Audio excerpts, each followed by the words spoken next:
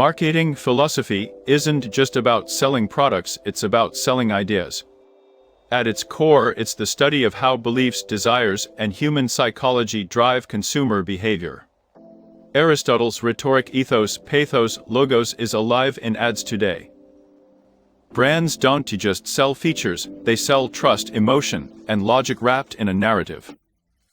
Some companies build cult-like followings by positioning their products as ideological symbols.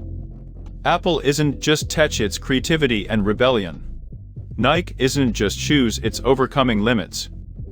Critics argue that marketing philosophies often exploit human insecurities. Fear of missing out, the need for status, the illusion of scarcity, these are tools, not accidents. Yet, the best marketing doesn't manipulate, it aligns with genuine human needs. It's not about tricking people into buying but revealing why they might truly want something. The deep truth: marketing philosophy is the intersection of commerce and human nature. Understand one, and you will master the other.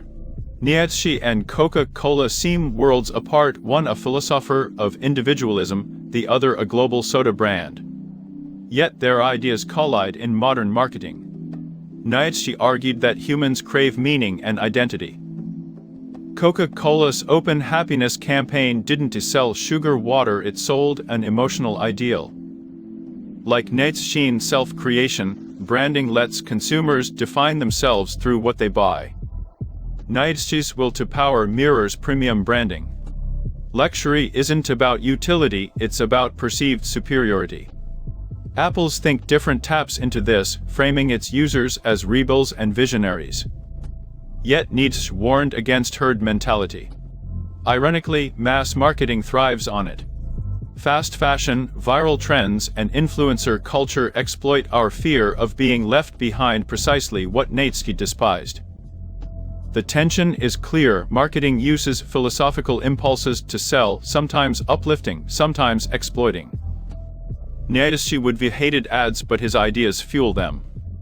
The real question is, are we buying products or identities? The principles of persuasion haven't changed since Aristotle defined ethos, pathos, and logos over 20 years ago. What has changed is how marketers weaponize them in digital spaces. Ethos, credibility now lives in influencer verification ticks and as seen on badges. A creator's following count serves as modern social proof, just as Athenian orators leveraged their reputations. Pathos, emotional appeal dominates social media. TikTok's raw vulnerability and Instagram's curated perfection both trigger emotional responses that drive engagement and sales. Fear, desire, nostalgia, the emotional toolkit remains identical to ancient times. Logos, logical argument, manifests in today's data-driven ads. 4 out of 5 dentists recommend has evolved into algorithmically personalized product recommendations and A/B tested value propositions. Remarkably, even the structure of ancient rhetorical devices persists. The classic problem agitate solve framework underpins most landing pages, just as it did Greek speeches.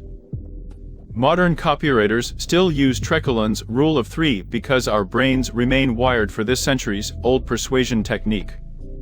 The most effective digital campaigns don't invent new strategies, they repackage humanity's oldest cognitive biases in 21st century media formats. Attention economics simply digitized the agora. Millennials and Gens aren't buying products, they're buying purposes. A staggering 77% of consumers prefer brands that share their values, according to a communication study. This isn't marketing, it's existential alignment. Purpose-driven companies grow 3 times faster than competitors, as proven by Unilever's sustainable living brands.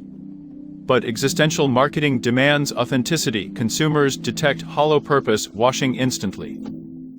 Patagonia's Earth is now our only shareholder move wasn't pra, it was business philosophy made real. The existential vacuum in modern capitalism creates an opportunity.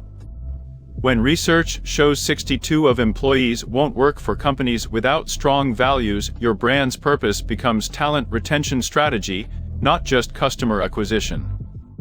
Dove's Real Beauty campaign succeeded because it connected products to self-actualization. Tesla sells environmental identity more than cars. These brands understand Maslow's hierarchy in a commercial context. In an age of meaning crisis, the market rewards brands answering why do we exist? With actions, not slogans. Your SIR report matters more than your Super Bowl ad. Because today commerce and consciousness can't be separated. The line between influence and manipulation becomes dangerously thin in digital marketing. Each year psychological tactics grow more sophisticated, raising urgent ethical questions. Neuroscience confirms certain techniques bypass rational thought. The sheer speed of social media content leverages our brain's hardwired response to immediate rewards. Algorithmically personalized feeds exploit known cognitive biases with surgical precision. Behavioral economists demonstrate how irrational our purchasing decisions truly are. Default options, decoy pricing, and artificial scarcity work precisely because they trigger automatic responses. Retailers now track eye movement data to optimize these triggers. The most troubling shift involves vulnerability exploitation. Research shows emotionally compromised individuals make riskier financial decisions. Yet targeted ads increasingly reach users during detected moments of stress or sadness. Legal doesn't equal ethical. While regulators focus on outright fraud, the grayer area of psychologically optimized persuasion operates largely unchecked. Some brands now employ neuromarketing consultants to test advertisements for subconscious influence. A simple ethical test remains: does this empower informed choice or override it? But in practice, answers rarely come so clearly when billions ride on slight conversion lifts. The marketing industry desperately needs these conversations before consumer trust erodes further. Heidegger's concept of being in the world finds startling relevance in modern branding strategies. The philosopher argued, we understand ourselves through our engagement with tools and environments. Today's consumers do this through brands. Luxury brands exemplify Heidegger's ready-to-hand concept. A Rolex watch transcends its function as a timepiece, it becomes an extension of identity when worn. This explains why people willingly pay premiums for items that express their authentic self. The phenomenon of phone separation anxiety confirms Heidegger's view. When smartphones shift from mere objects to existential anchors, their loss creates genuine distress. Apple's branding amplifies this by positioning devices as essential to modern being. Heidegger warned about losing oneself in the they. Yet, ironically, many seek individuality through mass-produced designer goods. Supreme's branding succeeds precisely by offering the illusion of distinctiveness within conformity. Environmental branding proves Heidegger right about spatiality defining being. Starbucks creates third places between home and work, altering how people experience daily existence. The space becomes part of one's identity. Ultimately, Heidegger would view contemporary branding as both revealing and concealing being. While products gain deeper meaning, we must question whether commercialized identities represent authentic existence or a distraction from it. Stoicism teaches the discipline of differentiating between what we can control and what we cannot, a principle that transforms marketing strategy when properly applied. Data shows emotional decision-making leads to 90% of ad campaign failures. The Stoic marketer analyzes metrics dispassionately, extracting lessons without self-recrimination when results disappoint. A testing embodies Stoic practice through its focus on empirical evidence over hunches. Marcus Aurelius' concept of the inner citadel applies perfectly to brand management. When social media attacks occur, companies using Stoic principles respond with measured rationality rather than emotional defense, protecting brand equity. The dichotomy of control manifests in advertising as focus versus worry. Stoic marketers pour energy into crafting excellent messaging while accepting that external factors, algorithm changes, economic shifts, remain beyond their command. Viral marketing attempts often fail because they chase what's uncontrollable. The Stoic approach builds campaigns on fundamentals, clear value propositions, authentic storytelling, and strategic positioning. Success then comes as a byproduct of correct practice. Stoic resilience proves invaluable in today's volatile digital landscape. Teams applying these principles pivot without panic when platforms change rules, viewing obstacles as opportunities to exercise marketing virtue. The result? Sustainable growth rooted in wisdom, not whim. Psychologist Barry Schwartz revealed a counterintuitive truth: more choices often lead to less satisfaction. Modern supermarkets offer 50 items, yet shoppers frequently leave feeling overwhelmed rather than empowered. Kierkegaard foresaw this dilemma when he described anxiety as the dizziness of freedom. Unlimited options trigger decision paralysis. Studies show consumers are 10 times more likely to purchase when presented with 6 options versus 24.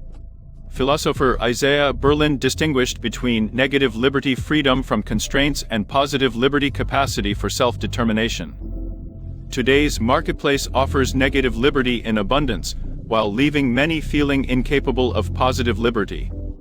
This explains the success of curated subscription services and minimalist brands.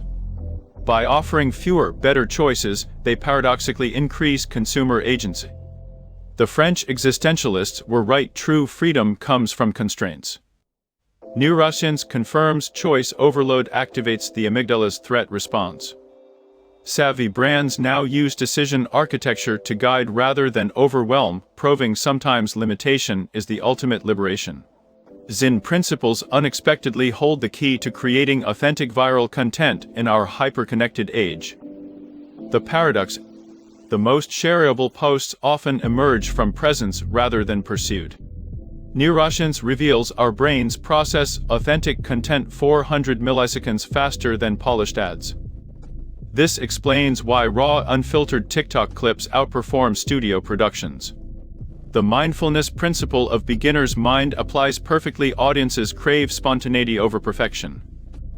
Platform algorithms increasingly prioritize engagement, quality over quantity. A single mindful comment exchange generates more algorithmic value than dozens of empty likes.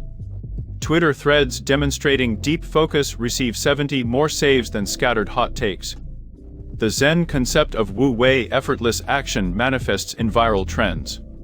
Forced memes die fast while organic ones spread exponentially. Red Bull's extreme sports content succeeds precisely because it documents rather than creates adrenaline moments. Studies show mindfulness practice increases creative output by 62.